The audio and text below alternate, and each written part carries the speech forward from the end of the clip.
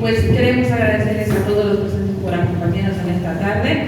Como pudieron ver, el grupo Momia Twist nos presentó un poco de la variedad en la cuestión del género musical, y pues la verdad estamos agradecidos por habernos compartido esta tarde todas las canciones que han creado a lo largo de este tiempo.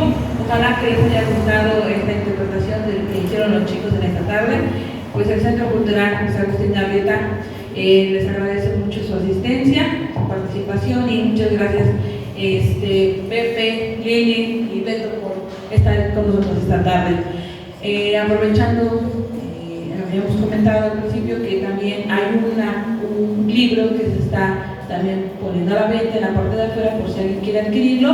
Ahora nada más que nos diga Pepe en cuánto está, se me lo preguntaría, pero de ahí en fuera, si alguien tiene alguna duda en cuestión de su material de canciones, pueden preguntarle. Hay algunos que apenas están sabiendo que existe este tipo de grupos que tocan este tipo de géneros, entonces igual se van a acercar para preguntar algunos datos en relación a Facebook, Twitter, Instagram, YouTube, para que puedan conocer un poco más del material que desarrolla esta banda. Por mi parte eso sería todo. ¿Tienen algo más que agregar? Muchas gracias. Gracias por mi parte, de parte del grupo, y gracias a la licenciada Nayeli, a quien pido un fuerte aplauso por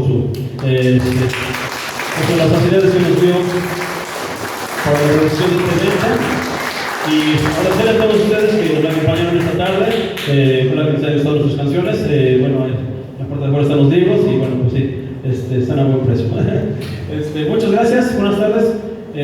Somos Momia Twist, pueden encontrar con ese nombre en Facebook, Twitter, Instagram, TikTok, ¿qué más?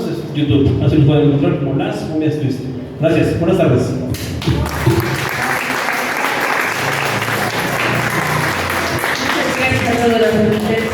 Muy buenas tardes. Por cierto, los invitamos la próxima semana, el 25 de junio, tendremos la exposición del taller de plastilina para que puedan venir y presenciar lo que han desarrollado los pequeños.